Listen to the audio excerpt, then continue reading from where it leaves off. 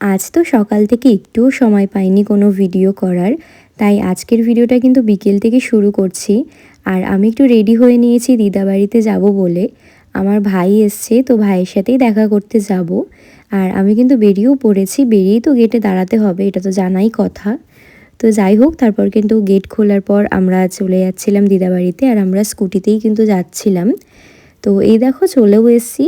আর ভাই তো ভীষণ দুষ্টুমি করছিল, ও তো এখন চুল মানে ন্যাড়া হয়ে এসছে, তো আরও দুষ্টু লাগছে ওকে দেখে।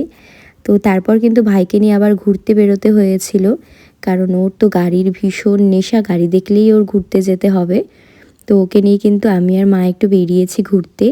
আর ও তো ভীষণ মজা পেয়েছে গাড়িতে উঠে, ভীষণ ভালোবাসে গাড়িতে চড়তে ভাই। তো যাই হোক, তারপর কিন্তু আসার সময় মানে ভাইকে ঘুরিয়ে নিয়ে আসার সময় চকলেট কিনে নিয়েছিলাম ভাইয়ের জন্য। তো ওটা নিয়ে ওর সাথে একটু খেলছিলাম আর কি। তারপর তো 6টা সাড়ে 6টা নাগাদ বেরিয়ে পড়েছিলাম রানাঘাটে আসার জন্য। আর রানাঘাটে এসেই না সবার আগে চলে গেছিলাম একটু পেট্রোল পাম্পে।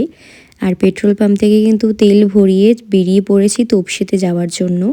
বেশ কিছুদিন ধরে ভাবছিলাম তোপসেতে যাব, তো বাইরে থেকে দুদিন গিয়ে ঘুরে এসেছি, এত ভিড় ছিল ঢুকিনি আমি।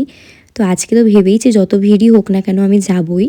তো আমি কিন্তু চলেও এসেছি তোপসেতে। আর এখানকার অ্যাম্বিয়েন্সটা না আমার ভীষণ ভালো লাগে, আর তার থেকে বড় কথা এখানকার খাবার আমার ভীষণ টেস্টি লাগে। আমার তো এটা ফেভারিট রেস্টুরেন্ট হয়ে গেছে এখন।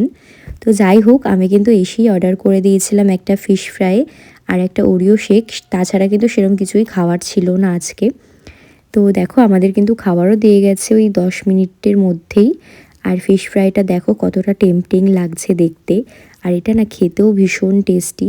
আমি শুধুমাত্র এই ফিশ ফ্রাই খাওয়ার জন্য দুদিন ধরে ঘুরছিলাম। তো আজকে তো আমি ভেবেইছি আসবো, তো চলেও এসেছি খাওয়ার জন্য।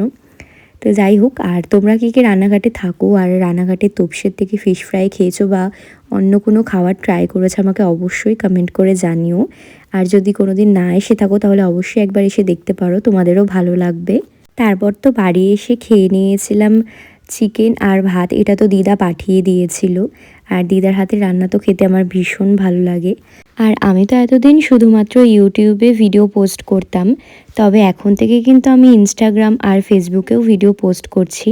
তোমাদের যদি লিংক লাগে চ্যানেলের বা নাম লাগে, আমি আইডিটা দিয়ে দেবো তোমাদেরকে ডেসক্রিপশানে, তোমরা দেখে নিতে পারো। তো চলো আজকের ভিডিওটা এখানেই এন্ড করছি। ভালো লাগলে অবশ্যই একটা লাইক করে দিও।